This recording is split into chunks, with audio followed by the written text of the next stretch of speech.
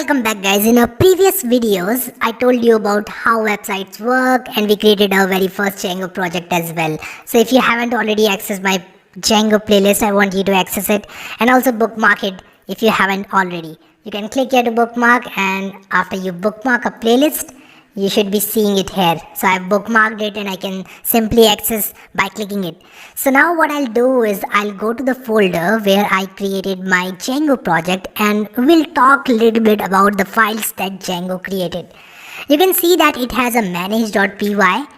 It created a db.sqlite3 as soon as I fired python manage.py run server. If you have noticed that in the previous videos, then you can go and watch it. You'll see that once you have python manage.py run server fired in the terminal, this file is created automatically. Now what I'll do is, in the folder where manage.py is, I'll right click and I'll say open with code. Once I do that, I'll see that this folder has been opened in Visual Studio Code. Now this is the Visual Studio Code interface. If you haven't already used Visual Studio Code, I'll give you a very quick overview. You can click here to create a file, you can click here to create a new folder, you can click here to open a new terminal, and you can open as many terminals as you want. You can click this plus icon and it will give you another terminal once clicked. So if I click here, I can switch between terminals. I can say Python here and it will open my Python, and I can go to, so I can do ls here and I can switch terminals. As you can see, you can click this delete kill terminal button, and once you click this, it will delete the terminal, it will kill the terminal, and you can open a new terminal anytime by clicking on terminal and then new terminal. I hope that this interface is clear to you. Now what I'll do is I'll simply go to terminal, new terminal, and I'll type python manage.py run server. Let's talk a little bit about this. How does this work? So manage.py is a Python program to which we give an argument. The name of that argument is run server. So manage.py is a driver program to which we can give some commands, some command line instructions, and it will obey. So this time I gave it run server as an argument, and you can see that it created a new server. Now if I click on this, control click to follow the link. Once I click, you can see that it creates a development server for me so that I can use it and customize it based on my needs. Now what I'll do is I can simply stop this server by clicking Control C.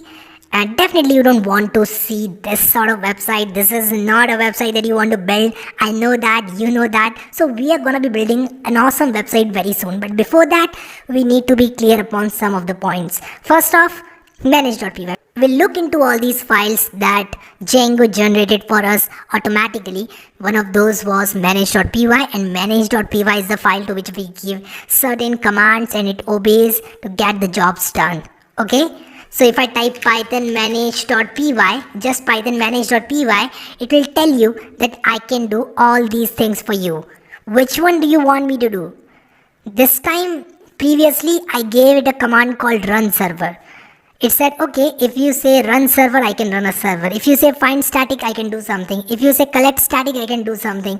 If you say make messages, I can do something. If you say create super user, I can do something for you. So you can give it these arguments and it will do whatever you want it to do as long as the command is from this list. Now what we'll do is we'll talk about db.sqlite3. By default, Django uses SQLite as database. So what it does is it stores everything into the SQLite database, and you see all the tables and all these things, they are stored inside the SQLite database. We'll come back to this database and see how it's populated, how it's changed. But before that, I want you to open this folder, PWH tutorials. This was the name of our project that we created. You might be thinking about what this VS Code is. This folder is created just because I'm using Visual Studio Code. So if you're using some other source code editor, you might not see this folder. So we'll ignore this folder because this is my editor specific folder. Now what I'll do is I'll open this PWH tutorial for you, and this is the name of our project. If your name of the project is Michael, it will be Michael. If your name of the project is say my project, it will be called my project inside your Django project.